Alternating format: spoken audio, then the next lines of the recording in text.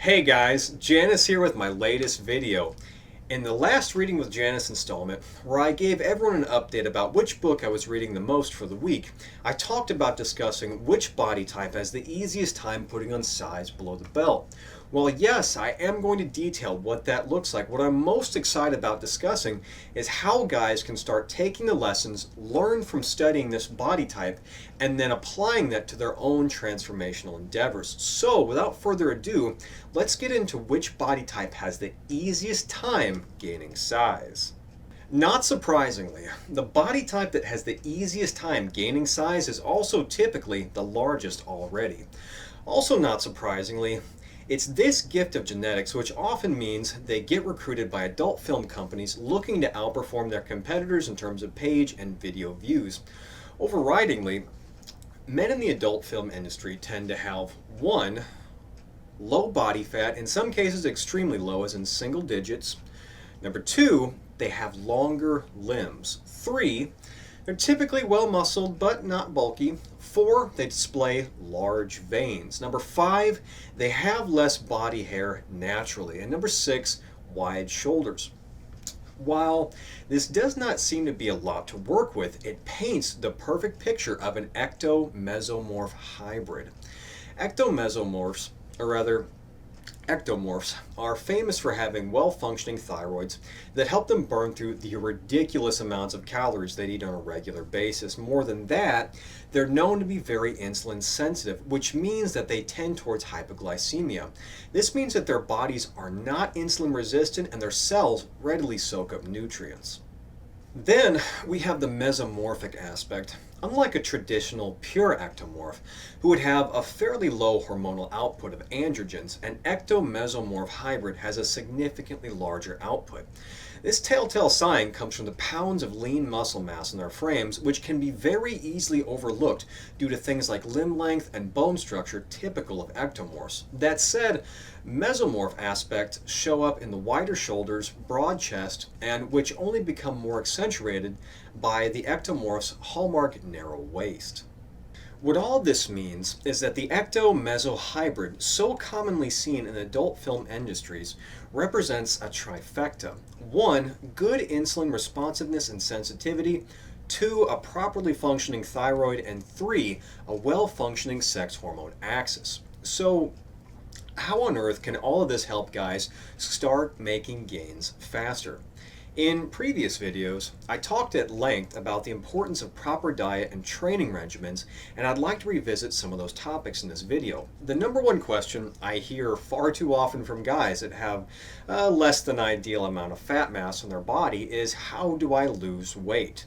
The number one answer I give is to start restoring insulin sensitivity. This means cutting out meal choices like processed sugars, dairy products, keeping dietary sodium low, doing moderate to intense bursts of cardio regularly, trying to put at least 3 to 4 hours between your last meal and bed, eating a protein and fat-rich meal early in the day, and saving carb-rich meals for midday when you're most likely to use the energy as quickly as possible, and then tapering off with a protein-rich meal for, say, dinner.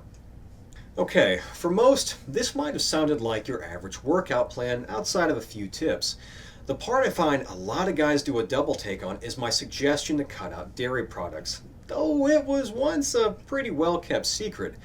Dairy products, cheese especially, naturally contains a biotoxin which accumulates in the pancreas. As levels rise, the body will begin to start actively attacking the pancreas, which can cause unusual glucometer readings. Basically, dairy products can directly impair your efforts for insulin sensitivity. The other suggestion I find a lot of guys raise an eyebrow on is sodium levels and cardio. How can sodium levels or moderate to intense cardio improve insulin sensitivity? The pancreas is an incredibly delicate organ that relies very heavily on properly functioning beds of capillaries. Any event that causes damage to capillaries will immediately begin impacting this delicate organ. This is also one of the silent ways that say hypertension can kill, since hypertension destroys capillaries. So, if you're a male that has high blood pressure and you're watching right now, your insulin sensitivity and pancreatic responsiveness may very well be impaired or in decline.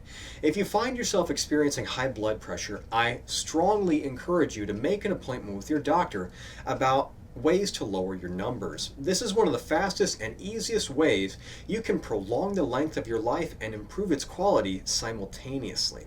Staying on topic, research has repeatedly shown that by improving circulating blood vessel growth factors, diseases like, say, type 2 diabetes, for instance, can be either greatly managed or even reversed years into the disease.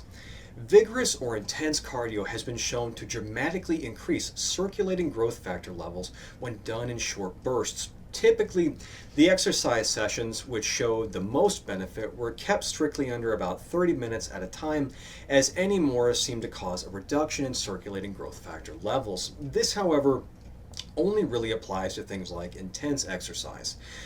This means that activities like, say, walking or leisurely swimming, for instance, can be done for much longer and can impart just as many benefits.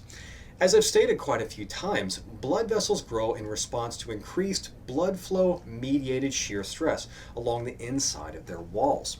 This means that activities that even only moderately increase the rate of blood flow through the body will do absolute wonders for blood vessel growth. This is, after all, one of the hallmarks of the angio method itself, which I've talked about at length both here and on forums. Okay, so after improving insulin sensitivity, the next biggest task is improving the sex hormone axis. Almost as a rule, whenever a male has a good deal of fat mass on his body, you can count on them having high estrogen levels. One of the fastest and most effective ways I have personally found for restoring balance quickly is by using two common supplements and a plant-based lifestyle. These two supplements are zinc gluconate for its absorption and vitamin B6, specifically peroxidine hydrochloride. More often than not, a male with high estrogen levels also has high prolactin issues. Prolactin can absolutely cripple gonadal function as the levels climb. Additionally, these men have aromatase issues, which can be improved by keeping zinc levels optimal. Outside of these two supplements, a plant-based eating plan that involves consuming regular helpings of dark leafy greens will help excrete the remaining bulk of estrogens. Though the supplements can help, this last part about consuming leafy greens regularly will impart the most benefit, since estrogen levels will be very high as a male sheds his weight. Lastly, on the topic of water-soluble vitamins, care should be taken regarding vitamin B6 in all forms. Though B6 is great for keeping prolactin low, it also interferes directly with blood vessel formation. If you're someone that already has a compromised vascular system, B6 can be particularly troublesome. While B6 is water soluble, many products are fortified with this water soluble vitamin for either added taste or appeal. This means that many times a male can consume an alarming amount by complete accident. Similarly, it's nothing for a single supplement capsule to contain 1,000+% of the daily recommended intake.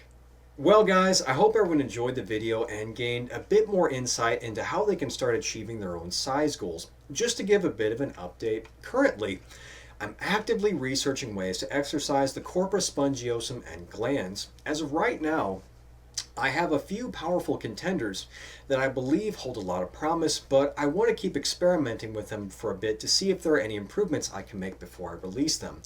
By next Wednesday, I should be able to give a more solid answer on the topic. Janus out.